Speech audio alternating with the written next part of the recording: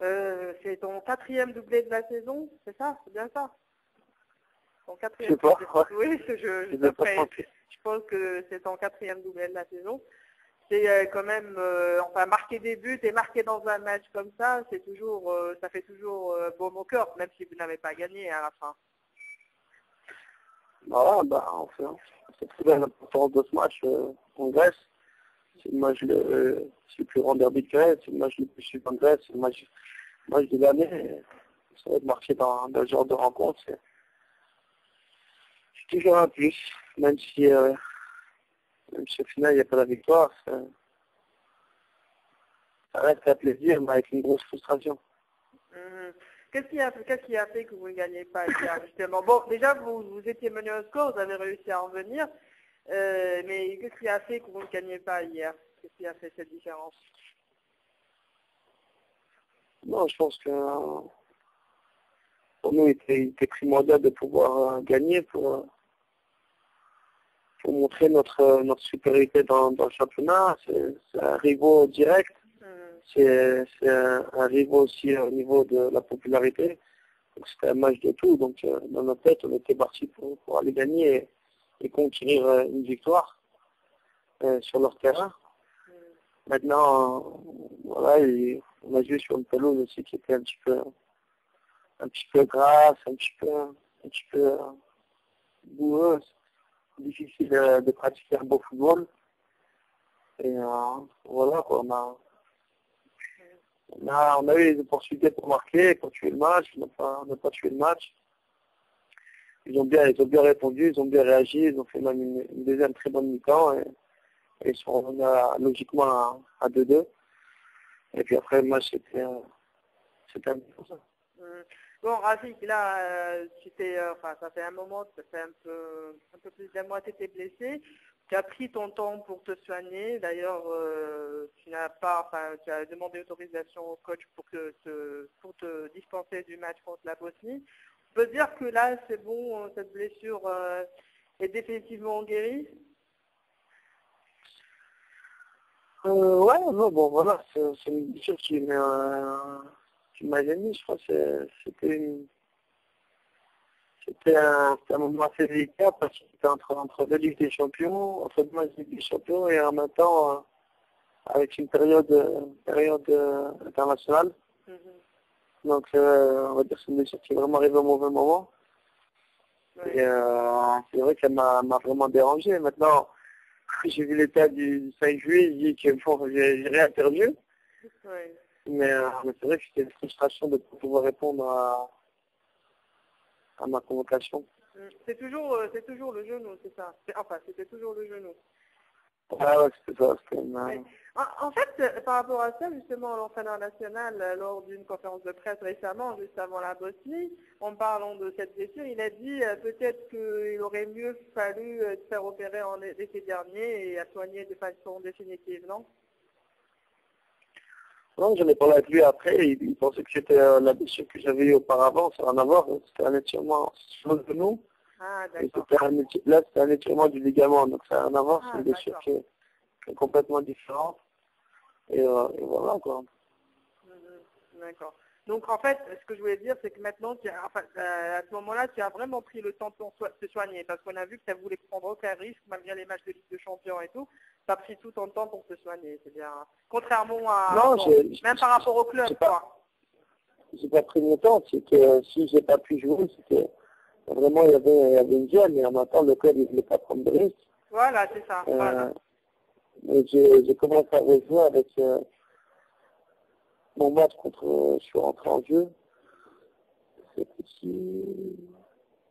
Tu es rentré, je crois, en Ligue des Champions en match retour. Non, quand je me suis blessé, j'étais rentré en match. Oui. J'étais rentré quelques minutes, après j'étais rentré en Ligue des Champions. La douleur, elle était présente, mais je sentais moins, elle me plus elle me laissait un petit peu jouer, mais la douleur était présente, hein, jusqu'à pas plus tard qu'il y a une semaine, la douleur elle est encore là. Ah d'accord, donc là plus de douleur. Elle commence à s'éteindre petit à petit. Donc là plus de douleur. Ça prend son temps, ouais. Alhamdulillah, tant mieux. Donc, alhamdoulilah. Par rapport justement à tes buts, on t'a vu marquer beaucoup de buts cette année en championnat, mais tu n'as toujours pas marqué en Ligue, enfin tu n'as pas marqué en Coupe d'Europe. Ça reste une frustration pour toi en ce début de saison? Ben ouais, parce que bon, en fait, cette Coupe d'Europe, je l'ai pas vraiment bien vécu. On a commencé le premier match contre Schalke, c'est toujours le début, on commence toujours mal, on n'est pas rodé dès les premiers matchs.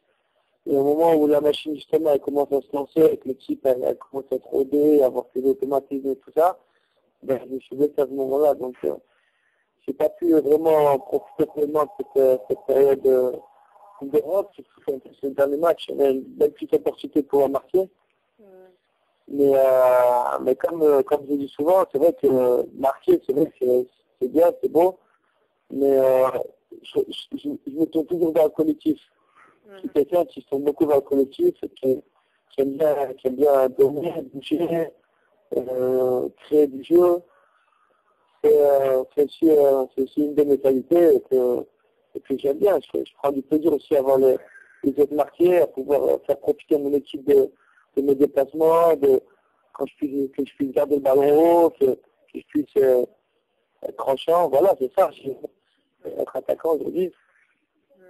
Il reste encore, vous êtes qualifié pour l'Europa League, donc il reste encore de la marche pour pouvoir marquer dans cette compétition.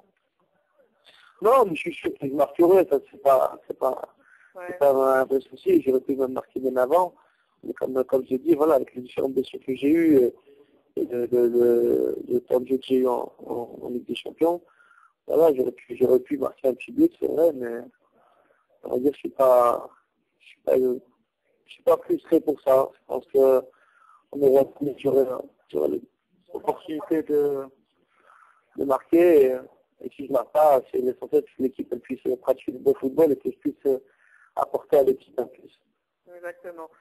Bon, on est presque, on est un peu moins de, à peu près 35 jours, 36 jours du début de la CAN, moins d'un mois du début du stage. D'abord, il y a ce constat pour nous qui est un peu malheureux, beaucoup de blessés. Donc, que ce soit en défense, en attaque, parce que même maintenant en attaque, Slimani n'a pas repris, Soudani n'a pas encore repris, en défense, Magid aussi. Donc, est-ce que, pour toi, tu penses que ça sera vraiment handicapant pour l'équipe, tous ces blessés qui seront, même Hassan qui n'a pas encore joué, ce serait vraiment un handicap que tous ces joueurs aient un minimum de matchs dans les jambes avant cette CAN? Non, c'est clair, c'est toujours embêtant quand il y a des blessés, c'est quelque chose qui est frustrant, surtout quand l'équipe commence à trouver un petit peu un bon rythme et une bonne image, commence à donner une bonne image, à dégager quelque chose de positif. Maintenant, voilà, c'est des choses qui arrivent en football. L'essentiel, c'est pas qu'ils soient blessés un mois avant la CAN, ça, à la rigueur, c'est prévu. L'essentiel, c'est qu'ils soient prêts pour la CAN. Et qu'ils seront disponibles. C'est ça le plus important, c'est qu'ils soient disponibles pour l'équipe nationale. Qu'ils soient blessés un mois, 2 mois avant la CAN, c'est pas trop ça le plus important. Le plus important, c'est qu'ils soient opérationnels pour la CAN. Mais le manque de rythme dans un tournoi comme ça, on joue tous les 3 jours, ça peut handicaper l'équipe, non? Bah oui, quand tu joues tous les 3 jours, Coupe d'Europe, les matchs sont intenses, tu reçois des coups, voilà, je veux dire, pour la CAN, on jouera tous les 3 jours. Quand on manque de rythme, ça va être certainement handicapant, non? Je sais pas comment après ça. Bon, il y a 2 matchs, ça sera lui de gérer ça sera lui de gérer l'effectif. Moi, je suis pas entraîneur, je suis joueur. Mais le fait d'être ensemble pendant 3 semaines avant justement cette CAN avec 2 matchs amicaux, peut-être que ça servira beaucoup, non? Certainement, en fait. L'essentiel, c'est d'être en forme le jour J. C'est-à-dire quand la compétition commence, c'est ce jour-là qu'il faut être en forme. C'est ni avant, c'est ni après. Bon, en te concernant, il y a toujours ce Rafik qu'on voit toujours au top et marquer beaucoup de buts avec ton club. Avec le N, bon, c'est vrai que tu n'as pas eu l'occasion de beaucoup jouer ces derniers temps, il y a eu certains aléas. Mais certainement, ton plus grand objectif, c'est de retrouver le chemin décidé avec les Verts. Bah ouais, je pense que tu as tout dit. Quand tu joues 2, 5 et 7 minutes, c'est difficile de pouvoir, retrouver une place de titulaire et surtout pouvoir marquer les buts. Et surtout quand il y a des attaquants qui marquent des buts qui sont là, c'est ça. C'est un peu difficile. Ouais, qui marquent, ils sont un peu réussite, que ce soit Minel ou Islam. Oui. Ils ont leur réussite en ce moment et tant mieux. En ce moment, c'est un gage positif pour l'équipe, pour l'équipe nationale. Après, me concernant, voilà, moi je sais le potentiel que j'ai, je sais qui je suis, je sais ce que je peux apporter, et je sais où me situer dans cette équipe. Je mentirais que je dirais que je peux faire la différence en 5-7 minutes. Je pense pas que je peux être utile. Plus qu'un autre joueur, je pense qu'en 5-7 minutes, pas besoin d'avoir de grosses qualités pour montrer que tu peux rentrer dans un match 5 ou 7 minutes. Par contre, je sais que j'ai un potentiel qui peut apporter énormément à l'équipe si je joue beaucoup plus. Après, ça, c'est les choix de l'entraîneur. Si, il est le seul à pouvoir lire le potentiel de chacun. Exactement. Ouais. Par rapport à ta suspension, bon, tu pourras pas, bon, bien sûr, hein, la liste n'est pas encore, on ne connaît pas encore la liste des joueurs, mais bon, dans notre cas où tu seras suspendu pour ce premier match, ça reste quand même, je sais pas, tu y penses, le fait de ne pas jouer ce grand derby contre la Tunisie, c'est frustrant? C'est vraiment, voilà, comme tu l'as souligné, le plus important, c'est de savoir déjà si je serai appelé, et si je suis appelé, la plus grosse frustration, c'est pas de jouer pas jouer ce grand derby, c'est surtout de pas jouer. Ouais. J'ai été suspendu 2 matchs sans raison, on va dire, apparente, parce que je suis victime de ce qui s'est passé. J'ai pas envie de revenir là-dessus. Ouais. Je pense que si certaines personnes n'ont pas fait les choses peut-être comme ils devaient le faire pour au moins limiter la casse, il y a au moins un match de suspension pour pouvoir être disponible pour la CAN. C'est dommage, il y a 3 matchs de CAN, j'aurai déjà un. Ouais, c'est vrai. Sachant que j'ai un tableau tendu, c'est vrai que c'est pas la meilleure manière d'intégrer l'équipe nationale.